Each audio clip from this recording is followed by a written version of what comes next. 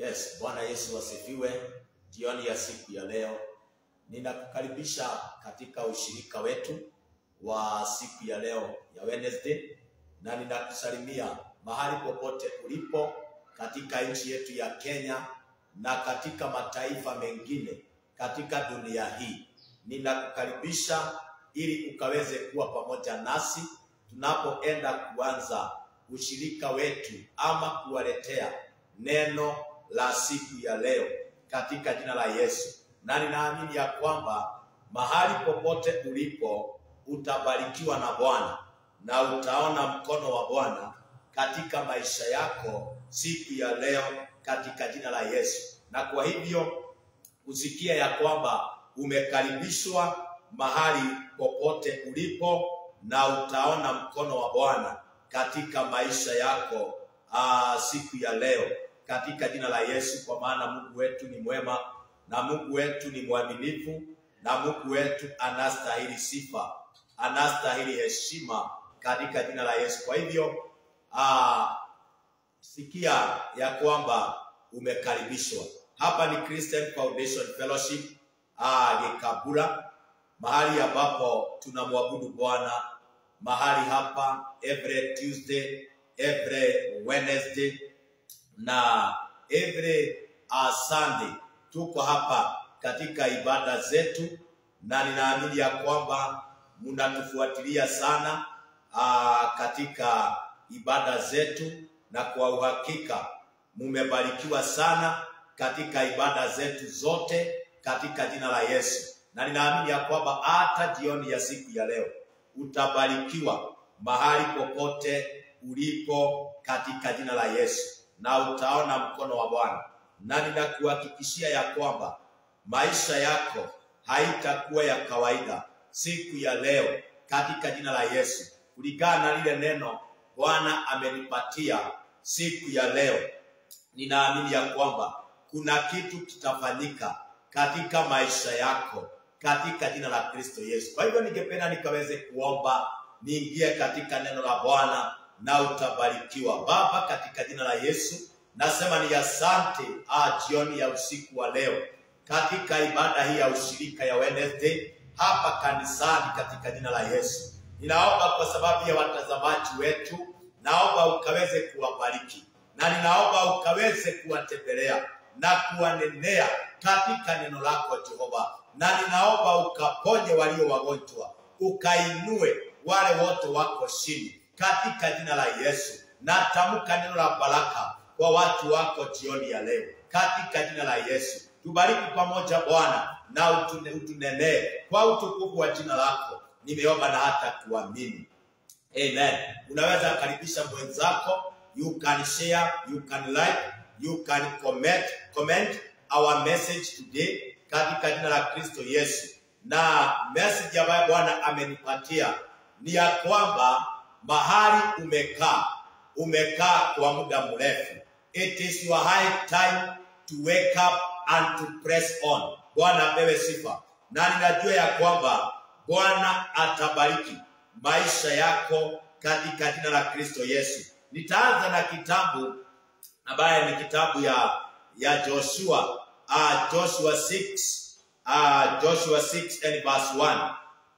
Maandiko inasema ya kwamba basi Yeriko ulikuwa umefungwa kabisa kwa sababu ya wana wa Israeli. Bwana apewe sifa. Biblia inasema ya kwamba now Jericho was straightly shut up because of what? Because of the children of Israel. Bwana apewe sifa. Nimekuja kunena na mtu ambaye Yeriko yako imefungwa. Bwana apewe sifa. Na Mungu anasema ya kwamba already Jericho is on your heart. Bwana apewe sifa. Mungu amepeana Yeriko katika mikononi mwako, na maandiko inasema imefungwa. Haleluya. Ilikuwa imefungwa, na ilikuwa ni mji ambaye Bwana alikuwa anataka kuwapatia wana wa Israeli, but it was closed. Bwana apewe sifa. Lazima Israeli na watumishi wa Mungu wangefanya jambo litakalofanya Yeriko ikafunguke. Bwana apewe sifa. Because it was crossed. Hallelujah. Na Biblia inasema ya kwamba ni kwa sababu ya wana wa Israeli. Hapana mtu aliyetoka wala hapana mtu aliyeingia. Na kuambia jioni ya siku ya leo, your Jericho is upon your heart. Bwana apewe sifa. Na haijalishi imefungwa kiasi gani, nani ameifunga? Who are standing in the gate of Jericho? Bwana apewe sifa. Na Biblia inasema ya kwamba Yeriko ilikuwa imezungukwa na ukuta uliokuwa mkubwa. Bwana apewe sifa. No matter Jericho yako imezungukwa na watu wa aina gani, imezungukwa na mambo gani, but Jericho is upon your heart. Bwana apewe sifa. So ilibidi Bwana aweze kupeana the instruction. Hallelujah. Kama vile Bwana amepeana instruction in the Bible, how we can receive our Jericho, how we can receive our blessing, how we can be lifted up. There are some instructions ambazo Mungu amepeana na lazima tuzifuate so that we can get our Jericho. Bwana wetu ainuliwe sana. It was crossed because of the children of Israel. Tonight, siku ya leo, mpendwa wewe unayenitazama, mahali popote ulipo, you know you have your Jericho. It can be your business. It can be your family. It can be your career. Bwana apewe sifa. But it is crossed. Hakuna kuendelea. Hakuna kubarikiwa. But today I come with the word of God and declare that Jericho is upon your heart. What you need to do is to follow the instruction that God has given you. Bwana wetu apewe sifa. Na Jericho itafunguka na kila maukuta itabomoka katika jina la Kristo Yesu. Inatangaza jioni ya siku ya leo ya kwamba kila ukuta ambao umezunguka Jericho yako unaenda kubomoka through the instruction of the Holy Spirit of God. Bwana wetu ainuliwe sana. Bwana akamwambia Yoshua, tazama nimeutia Yeriko. Hallelujah. Jericho is on your heart. Imetiwa mikononi mwako. Bwana apewe sifa. Katika mikono wako na mfalme wake na mashujaa wake, nanyi mtauzunguka. The instruction that God gave, hallelujah, Israel na Yoshua ni ya kwamba wakaweze kuzunguka ile mji wa Yeriko mara 7, na wakaambia kwamba wazunguke tena. Bwana wetu inuliwe sana. Watakapofika siku ya mwisho, ukuta wa Yeriko utaanguka. Bwana wetu ainuliwe sana. Ni jambo gani Bwana amenena na maisha yako ya kwamba ukaweze kulifanya ndio Yeriko yako ikafunguke, ndio maukuta ikabomoke? Bwana wetu ainuliwe sana. Mungu ndiye anayetengeneza katika maisha yako. Na kuambia jioni ya siku ya leo ya kwamba kuna wafalme ambao wanashika mji, kuna mashujaa ambao wanatawala mji. Bwana apewe sifa. Even where you are working, in the company, in the whole world, kuna mashujaa na kuna wafalme ambao wanatawala. But for those kings to come down, those mashujaa ndio waanguke, they must do something, wazunguke Yeriko. Bwana wetu inuliwe sana. Najua kuna jambo Mungu amekwambia. Bwana wetu inuliwe sana. Kuna watu wamenenewa na Bwana that they gave a sacrifice so that they can receive their Jericho, they can receive their job. Bwana apewe sifa. They can be lifted up. Hallelujah. Waweze kuinuliwa kiroho, waweze kuinuliwa kimaisha. Hiyo kipawa chako cha uimbaji ndio kiweze kupanuka. I know kuna kitu Mungu amesema ukaweze kukifanya katika jina la Kristo Yesu, because that is your Jericho. Na kila kitu unafanya katika dunia hii, kila mtu anataka progress, kila mtu anataka prosperity, kila mtu anataka kuinuliwa. Hakuna mtu anataka kuanzisha jambo alafu lifike katikati liishe katika jina la Kristo Yesu. Sote tunaanza jambo tukijua ya kwamba lina mwisho wake. But there are some instructions ambazo Mungu huwa anapeana. Bwana wetu ainuliwe sana. Haleluya. Wataka biashara yako, wewe ambaye uko na capital, wewe ambaye umekaa chini, unataka kuanza biashara, for that business to start, Bwana asifiwe. There are some instructions. Bwana ainuliwe sana. Biblia inasema ya kwamba every first fruit you must give it unto God. More than your overshow. Then you give a thanksgiving. Then as from there, uwe mtu wa kutoa fungu la 10. Na hiyo biashara yako itasimama. And no devourer watakuja katika hiyo biashara. Bwana wetu ni sana. Lakini wengine tunaanza biashara, inafika katikati zinaisha, because hatukujua the guidelines. Bwana atukuzwe. Ya kwamba we need to give the first fruit of that business. Bwana atukuzwe. Then you give your sacrifice of thanksgiving. Then you go on giving your tithe. Bwana atukuzwe, an offering. Na hiyo biashara yako itasimama.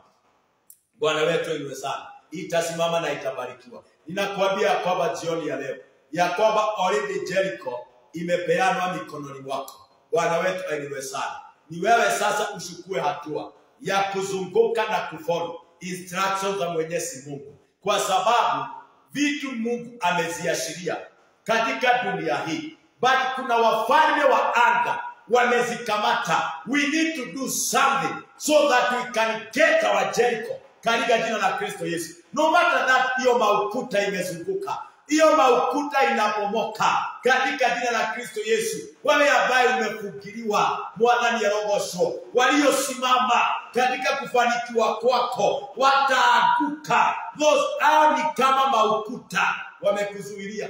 Bwana wetu ni sana. Kuna watu wengi wamezuiliwa kutokana na jamii zao. Wengine wamezuiliwa na dhambi walioifanya. Hiyo maukuta inapomoka na Jericho unapokea katika jina la Kristo Yesu. Bwana wetu ainuliwe sana. Biblia inasema ya kwamba katika Deuteronomy 1 na mstari wake ni wa 6. Tusikia vile Bwana aliambia wana wa Israeli katika jina la Kristo. Biblia inasema ya kwamba Bwana Mungu wetu alituambia huko Horeb. Haleluya. Hawa ni watu ambao wamefika mahali, wamefika mwisho, wanashindwa. Nothing is happening in our life. Hakuna kuendelea. Bwana atukuzwe. Hakuna kuendelea. We are still the same level. We are still the same life. Lakini maandiko wakakumbuka vile Bwana aliwaambia pale mlimani wa Horeb. Akasema ya kwamba mlivyokaa katika mlima huu vyatosha. The Lord our God spoke unto us in Horeb, saying, you have dwelt long enough in this mountain. Bwana wetu ni sana. Walikumbuka kwa sababu walizunguka ile mlima. Haleluya. Wakaizunguka, wakakaa mahali pale.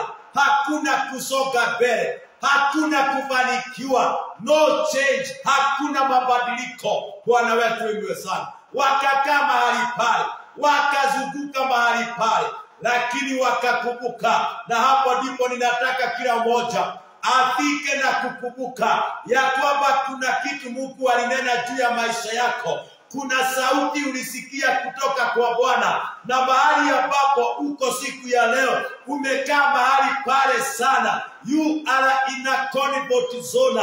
Haleluya. Ninakuambia jioni ya siku ya leo ya kwamba mahali umekaa kwa muda mrefu, umekaa kwa miaka mingi, hakuna kusonga mbele. Hiyo biashara haiendelei, hiyo jamii haifanikiwi, hiyo kanisa haliendelei, halisongi mbele, maisha yako hakuna mabadiliko. Nimekuja kukuambia ya kwamba ni wakati wa kukumbuka sauti Bwana aliyokunenea, kwa sababu mahali pale umekaa, umezunguka sana na umekaa miaka mingi sana. Ni wakati wa kuinuka, ni wakati wa kuendelea. Arise and shine, for your glory has come. Oh my God. Bwana wetu apewe sifa. Ni wakati wa kuinuka. Usikae katika mavumbi. Maandiko inasema katika Isaia, ni wakati wa kuamuka na kujikumuta kila mavumbi na kusonga mbele. Haleluya. let us focus and fix our eyes to the author, who is Jesus Christ, who started a good work and a great faith in our life. Amkeni wapendwa, washa kukaa mahali pamoja. Bwana wetu inuwe sana, ati sijui nini kilifanyika, sijui nani aliyeniroga, sijui nani ananiendea. Ondoka hapo, umekaa miaka mingi. Bwana wetu inuwe sana. Umezunguka na hiyo biashara miaka mingi, hauendelei mbele, hausongi, hakuna kitu inakupatia mkate peke yake. Na kuambia ni wakati wa kuinuka na kusonga mbele, kwa maana mbele iko sawa katika jina la Kristo Yesu. Kama vile unaonaka katika petrol station, kuna kishupa inaandikwa pale ya kwamba mbele iko sawa. Nimekuja nikuambie jioni ya siku ya leo, mahali pale umekaa sana kwa muda, hausogi mbele, na kuambia mbele iko sawa. Inuka, ni wakati wa kuchukua godoro lako na usonge mbele katika jina la Kristo Yesu. Tazama yule kijana, yule mtu ambaye alikaa pale kisimani. Bwana wetu ni sana, miaka 38. Maandiko inasema ya kwamba wakati wake ukafika wa kutembelewa na Yesu. Alikaa mahali pale miaka mingi, alikuwa anaona watu wanaingia. Kuna wakati ulikuwa unafika, malaika anaingia kwa kisima, anatibua maji. Aliyeingia wa kwanza anapokea uponyaji. Nami nimekaa hapa miaka 38. Yesu akiwa juu mbinguni akaona mtu amekaa mahali pamoja kwa miaka mingi na kwa muda, akasema your time has come. Wakati wa kuchukua godoro lako umefika katika jina la Kristo Yesu. Ninakuambia jioni ya siku ya leo ya kwamba hapo umekaa, umejionea wengi wakibarikiwa, umejionea wengi wakifanikiwa, umeona wengi wakiminunua mashamba, unaona wengi wakiolewa, umeona wengi wakioa, umeona wengi wakisomesha watoto, umeona wengi wakiendelea, but we are in the same level. Bado uko katika mahali pale. Nimekuja kukuambia ni wakati wako. Chukua godoro lako, songa mbele, na watakaye kuuliza nani amefanya hivi, mwambie ni Yesu mwana wa Mungu. Amekupata pale umekaa. Amesema your time has come. Chukua godoro lako na usonge mbele katika jina la Yesu. Jioni ya siku ya leo ninasikia ya kwamba there are some people wanainuliwa to another level. Umekaa pale na ugonjwa moja, ni wakati wako wa kupokea uponyaji katika jina la Kristo Yesu. Inuka ukaangaze, inuka ukasonge mbele. Hapana kama mahali pale katika jina la Yesu. Washa kujiuliza maswali. You are in a conflict zone. Umekubaliana hata na hali uliyo ndani yake. Wake up today katika jina la Yesu. Open your eyes and see what God is going to do in your life katika jina la Kristo Yesu. Bwana wetu ainuliwe sana. Wakakumbuka hawa na Waisraeli, wakakumbuka sauti walisikia kutoka kwa Bwana ya kwamba katika mlima huu mumekaa, hiyo miaka mumekaa, viatosha katika jina la Yesu. Na hivyo ndivyo ninaambia mtu mmoja jioni ya leo ya kwamba inatosha. Hiyo miaka umesumbuka, hiyo miaka umeteseka, hiyo miaka umelia, hiyo miaka umeangamia. Nimekuja kusema imetosha. Ni wakati wako wa kuinuka. Chukua godoro lako, songa mbele, kwa sababu aliyekuita ni mwaminifu katika jina la Yesu. Maandiko inasema ya kwamba na Yesu na Mungu akawaambia ya kwamba geukeni mshike safari yenu, muende nchi ya mlima wa Amori na mahali pote palipo karibu na hapo. Bwana sifa. Geuka mpendwa katika jina la Yesu. It is our time to turn around. Hallelujah. It is your time to turn around. Nilisikia mtumishi wa Bwana akitufundisha ya kwamba kuna neema Mungu anaashiria kwa shingo. When hiyo neema itakaposhuka, then you turn around. Utaona baraka yako, utaona kuinuliwa kwako, utaona kufanikiwa kwako. It is our high time wapendwa. Let us turn around. Mahali tumekaa vyatosha, au umezunguka mahali pamoja. Oh my God, my Father, I declare no more stagnation. Hakuna kukaa mahali pamoja. Toka ina comfort zone. Angalia upande uone baraka yako. Angalia upande uone Yesu akitenda mema katika jina la Kristo Yesu. Akawaambia kwamba geukeni mshike safari yenu, mwende nchi ya mlima wa Amori na mahali popote palipo karibu nanyi. Bwana wetu ainuliwe sana. Na kuambia ni wakati wa kugeuka wapendwa.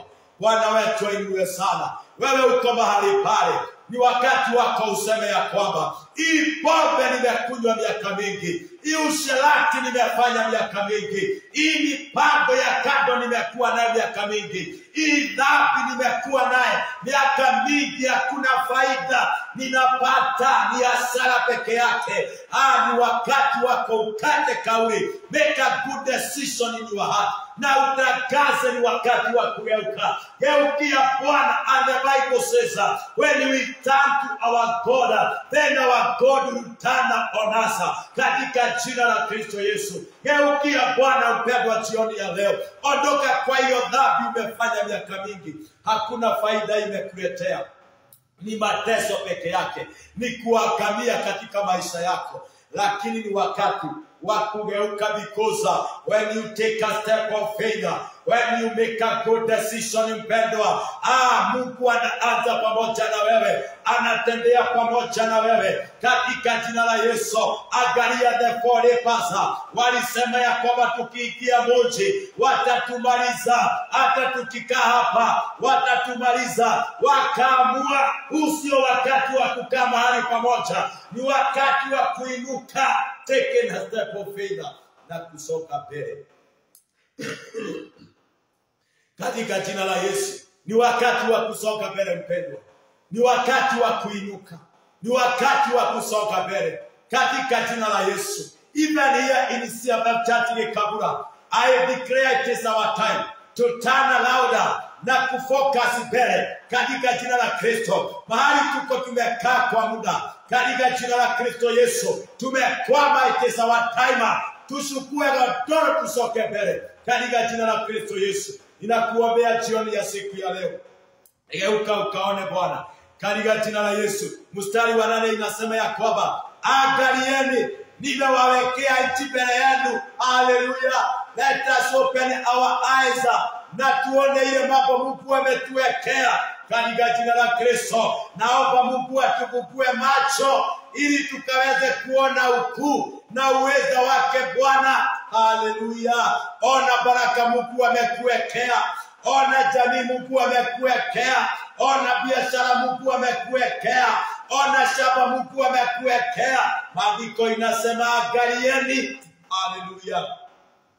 Inasema ya kwamba angalieni, nimewawekea nchi mbele yenu, ingieni mkamiliki nchi ya Bwana aliyowapia baba zenu. Bwana wetu yule sana, ingia ukamiliki hiyo kitu Bwana amekuambia katika jina la Yesu.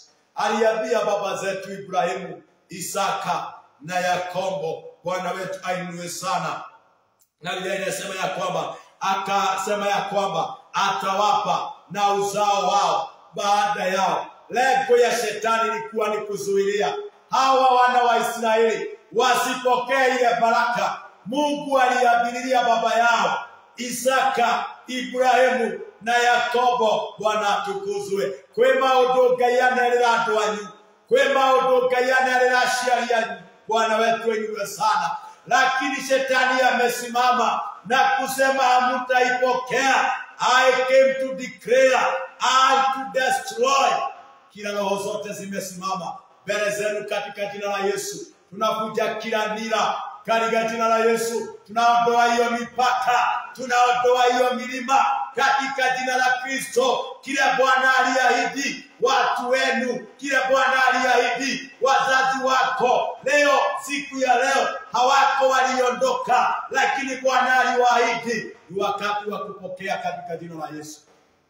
Jioni ya siku ya leo mpendwa, uko mahali pale, umezunguka mahali pamoja, umeomba Nothing is happening. Bwana atukuzwe. Angalia hata mtu ambaye anaitwa Hana aliomba, akaomba, akaenda nyumba la Bwana, akaona hakuna kitu kinafanyika, akashindwa maombi yangu kwani Mungu ajibu, akaweka nadhiri kwa Bwana. Katika jina la Yesu, ni wakati wako jioni ya leo. Weka nadhiri na Bwana. Mwambie Jehova, I'm going to take this sacrifice. Nitaipeana kwa madhabahu yako, ili Bwana mahali hapa nimekaa niweze kuondoka katika jina la Yesu. And through the sacrifice, Bwana atakutenda mema. Angalia Hana, ilifika mahali akaweka nadhiri na Mungu. Na wakati aliweka nadhiri na Mungu, Samueli alizaliwa. Bwana atukuzwe. Kuna wakati unafikanga, unaomba, unaona no change, hakuna mabadiliko. Kile kinaweza kufungua njia is only the sacrifice. Bwana amesema the sacrifice, give a sacrifice katika kwa Mungu, uone mambo ikifanyika juu ya maisha yako. Bwana wetu ainuliwe sana. Haleluya. Angalia kwa Biblia, uone vile watu walijitolea dhabihu zao katika jina la Yesu, mpaka Bwana akawanenea. Kaona Bwana akitenda mambo makubwa, na kuambia siku ya leo katika jina la Yesu, ninaongea na mtu ambaye amekaa mahali pamoja, amezunguka mahali pamoja, hakuna kuendelea.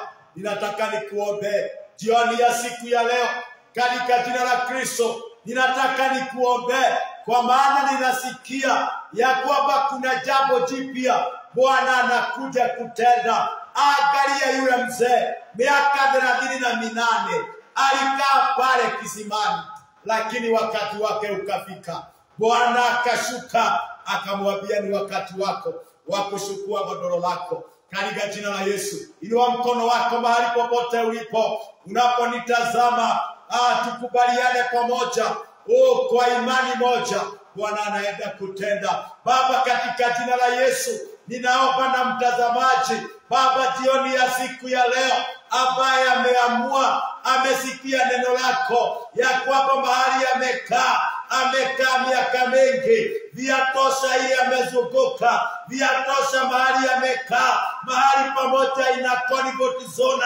Baba, unasema siku ya leo ni wakati wa kugeuka, ni wakati wa kuinuka, ni wakati wa kuchukua godoro na kusonga mbele, kwa maana wakati wa kuinuliwa kwa watu wako umefika. Katika jina la Yesu, ninatangaza ya kwamba jioni ya leo, Baba, kila baraka zao Baba zikashuke kwa jina lako Mfalme.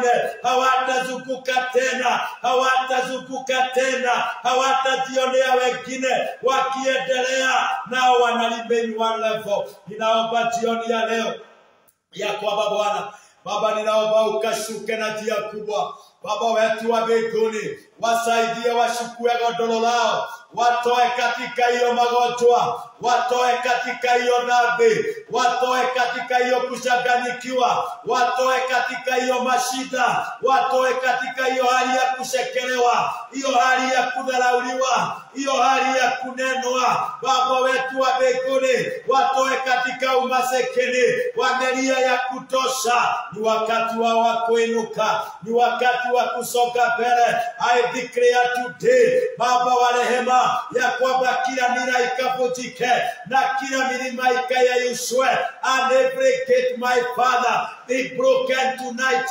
Kwa jina lako Mfalme, nafunja malango ya shamba, nafunja malango ya chuma kwa jina lako Mfalme.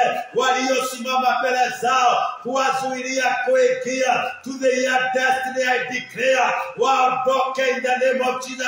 Ashiria nguvu na moto wako, ondoa waliosimama mbele zetu, ondoa waliotufunga, ondoa waliotukalia. Bwana, kwa jina lako, ni wakati wa kanisa kuinuka, ni wakati wa kusonga mbele, ni wakati wa washirika kuinuliwa, ni wakati wa jamii kuokolewa katika jina la Yesu. Ni wakati ya watu wako Bwana. Wabarikiwe Jehova, waimbe wimbo mpya, waimbe wimbo mpya katika jina la Yesu. Ninawaombea jioni ya leo, uwabariki na kuwatenda mema katika jina la Yesu. Asante Mungu wa rehema, Hakuna Mungu mwingine aliye kama wewe Bwana. Wabariki na uwatende mema kwa jina la Kristo Yesu. Nimeomba na hata kuamini. Amen. Amini jioni ya siku ya leo ya kwamba kuna jambo Bwana amelifanya katika maisha yako, na Mungu akikutoa mahali pale usikubali kujirudisha pale katika jina la Kristo Yesu. Asante jioni ya siku ya leo. Ninaomba ya kwamba you can connect yourself na hii neema na neno hili ili ikaweze kukufanyia kazi. You can give your sacrifice. Useme kama Hana ya kwamba nimeomba miaka mingi, but siku ya leo I'm going to make a vow. Nitaweka nadhiri na wewe Bwana. So I'm going to give a sacrifice. Connect yourself with this altar. Na utaona ya kwamba from today mambo yako itabadilika katika jina la Kristo Yesu. Maisha yako itabadilika katika jina lake Yesu mwana wa Mungu. Namba zetu ambazo tunatumia ni 0112. Bwana wetu apewe sifa. Ni 0112 643 and 477. You can use that number. Na hiyo namba Bwana atakusaidia. Bwana atakunemesha katika jina la Kristo Yesu. Connect yourself with that with this altar, na utaona mkono wa Bwana katika maisha yako katika jina la Kristo Yesu. Kwa maana Mungu wetu ni mwema na Mungu wetu ni mwaminifu katika jina la Kristo Yesu. You can connect yourself.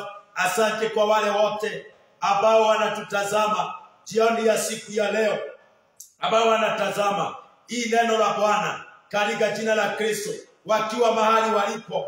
Bwana anawatenda mema katika jina la Kristo Yesu. Ningependa nikaweze kukuombea neema. Baba, kwa jina la Yesu naombea watu wako neema as they prepare themselves to give a sacrifice, oh my God, ya kujiokoa katika jina la Yesu. Ninaomba uwabariki na uwapatie neema katika jina la Kristo Yesu. Asante Bwana, kwa jina la Kristo Yesu nimeomba na kuamini.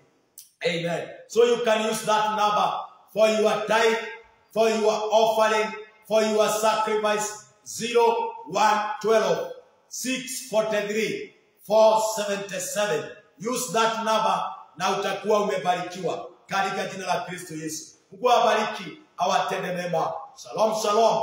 Until another day, may God bless you. Have a good night in Jesus' name. Amen.